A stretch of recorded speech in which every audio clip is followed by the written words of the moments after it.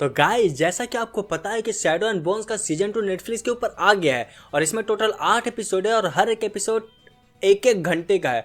लेकिन क्या इसके ऊपर 8 घंटा व्यर्थ करना वर्थ इट रहेगा या नहीं रहेगा? कैसी है ये सीरीज, या आपको देखनी चाहिए कि नहीं देखनी चाहिए? सारे क्वेश्चन का आंसर दूंगा मैं, लेकिन उसके लिए मेरे वीडियो को आपको अंतिम तक देखना होगा।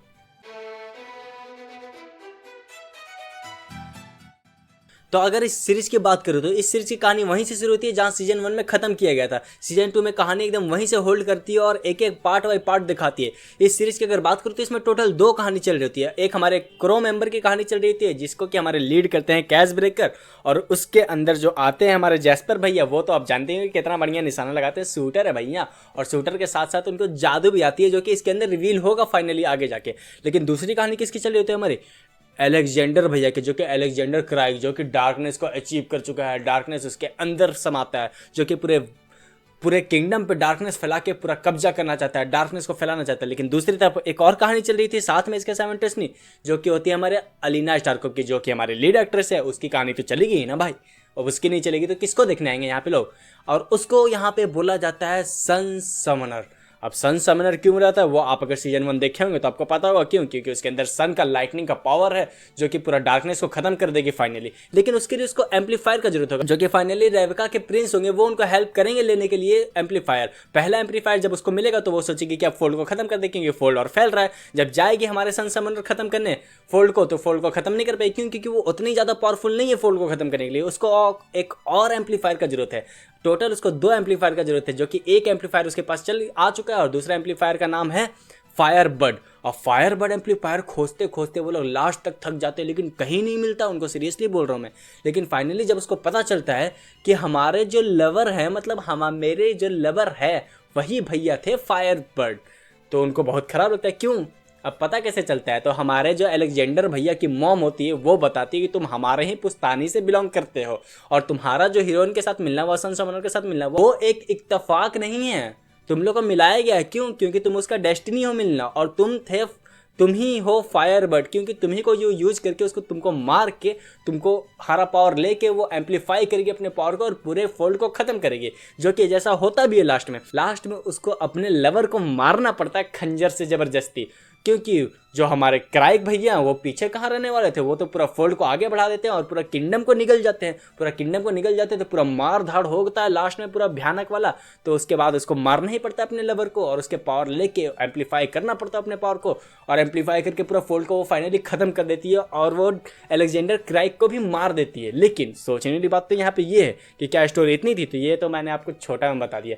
इसकी सबसे बेहतरीन पार्ट है कि क्रो का जो कहानी अलग से दिखा रहा था इसके अंदर, उसका जो डेप्थ का लेयरिंग किया गया था वो बहुत बेहतरीन तरीके से किया था। सेम टाइम पे आपको बोर भी नहीं करती है और दो कहानी के आपको लुत्फ भी उठाने मिलते हैं। दूसरी तरफ अलीना स्टारकोव का जो कहानी चलता है वो भी काफी मजेदार होती है और सेंस करती है कि कैसे कैसे छोटी छोटी चीजें आगे बढ़ रही है। और उधर से जो हमारे क्राइग भैया होते हैं, मतलब अलेक्जेंडर क्राइग भैया, वो भी अपना कहानी का सेंस बनाते हैं कि डार्कनेस को वो हावी होने दे रहे अपने ऊपर। क्यों हावी होने दे रहे? क्योंकि वो डार्कनेस को कंट्रोल नहीं कर सकते। वो तब तक सोचते थे कि मैं डार्कनेस को कंट्रोल कर रहा हूँ, मैंने फोल्ड बनाया, लेकिन फोल्ड तो उसने बनाया, लेकिन डार्कनेस खुद से आया, खुद से फैलेगा। अब डार्कनेस को कोई कंट्रोल नहीं कर सकता, अलेक्जेंडर भैया भी कंट्रोल नहीं कर सकते। वो उनको फॉर्चुनेटली लास्ट में पता चल जाता है कि वो भी इसको कंट्रोल नहीं कर सकते।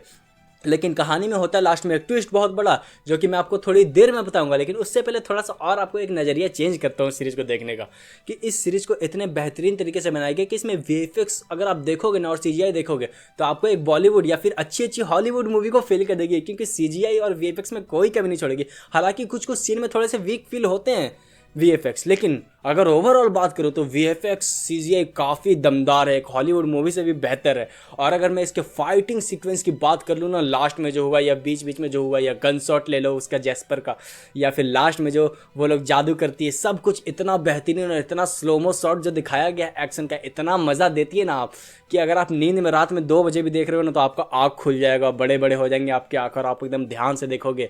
तो ये बहुत ही बेहतरीन चीज़ है इसके अंदर, जो कि एक टाइम पर मज़ा भी देती है और दूसरी टाइम टाइम पे सोचते भी है कि इतना बेहतरीन लोग बनाए कैसे, कितना पैसा फूका है भाई नेटफ्लिक्स वाले ने सीरीज के अंदर, कितना फूका है मेरे को नहीं पता, लेकिन बहुत मजा देती है और ये मस्ट वॉच है। लेकिन लास्ट में जो ट्विस्ट होता है वो मैं आपको बताने वाला हूँ कि जब सब कुछ खत्म हो जाता है, फोल्ड खत्म कर देती है, वो सब गायब हो जाता है और लास्ट में जब वो मर रहा होता है तो उसको फिर वो अपना शक्ति देके बचा देती है, अपनी शक्ति से बचा लेती है। लेकिन जो बुढ़िया होती है, बुढ़िया इन द सेंस क्राइक की जो मम्मा होती है, वो अलीना स्टार्क को पहले ही बता चुकी थी कि अगर तुम उसको मारोगी और उसको वापस से जिंदा करने का कोशिश करती हुई तो हर चीज़ का एक कंसिक्वेंसेस होता है। अगर तुम उसको जिंदा करती हो तो उसका तुमको कर्ज चुकाना पड़ेगा और इसी जन्म में चुकाना पड़ेगा, अगले जन्म में नहीं चुकाना है। तो जो लास्ट में लोग को देखने ही मिलता है थोड़ा बहुत, लेकिन क्या होता है क्या नहीं होता है, ट्विस्ट ऐसा होता है कि वो जब खत्म होता है लेकिन उसके बाद भी लास्ट में एक जो है ड्रग लेती है और इस सिटीजन कहाँ रेबेका की, और उसके बाद अपना पावर बूस्ट करती है और सबको मारने लगती है। तब जो हीरोइन है हमारे अलीना स्टार्क, जिसको कि सन समनर बोलते हैं, वो जब अपने पावर से उसको किल करती है ना,